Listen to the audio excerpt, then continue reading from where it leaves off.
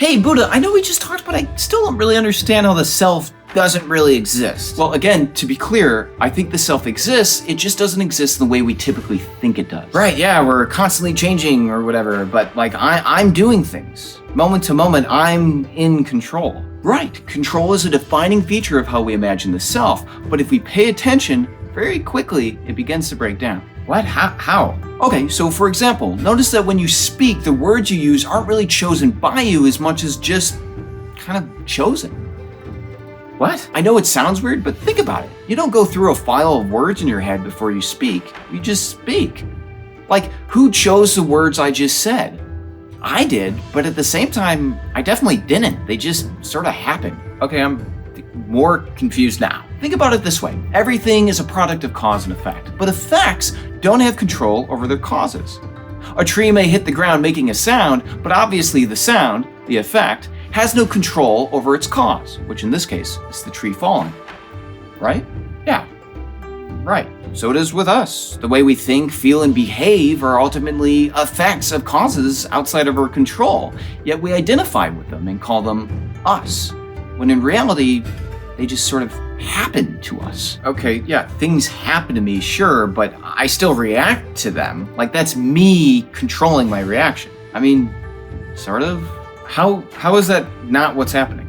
Okay, let's say, hypothetically, you were up all night gooning, and you felt so bad about it that you're like, you know what? I'm not the loser that everyone thinks I am at the monastery. I'm gonna learn some discipline. So you do like 2 sets of push-ups and pass out.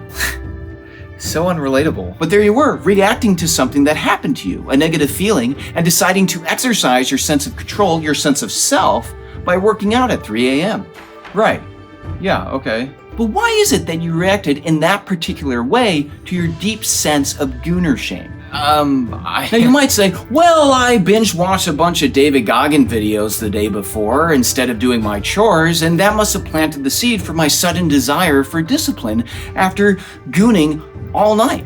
Sounds like a pretty good argument. But then I might say, well, you've watched that content many times before, and it never planted a seed for self-discipline, so what made this time so special? Yeah, good counterpoint. So it seems to me that specific conditions had to be met for the seed to be planted. But what were they? Maybe you had really good sleep that night, or breakfast just really hit, or the Dharma talk in the morning really inspired you. Maybe it was all those conditions being met at once that allowed the seed to be planted. Okay, yeah. Maybe. Now we have a whole host of conditions that were potentially necessary for the seed to be planted that allowed you to transform your sense of Gooner shame into a desire for self-discipline. And all of those conditions, at one point or another, were radically outside of your control. Getting good sleep is dependent on those around you being quiet. Having breakfast hit just right is dependent on who's cooking the food. See what I'm saying? Sorta?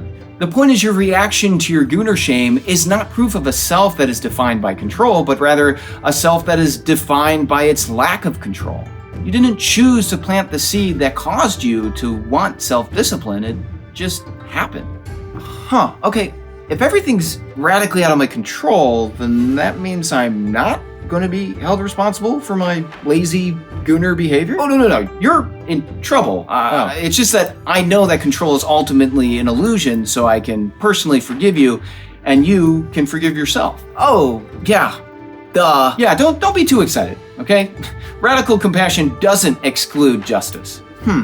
Now I'm kind of freaking out because if moment to moment my sense of control is an illusion, what's going on? Yeah, it's kind of a doozy, but a quick and incomplete answer is that control exists, it's just ambiguous. We don't really know where it starts and where it ends. The intention of this analysis is to reduce suffering by encouraging a flexibility in how we see others and ourselves.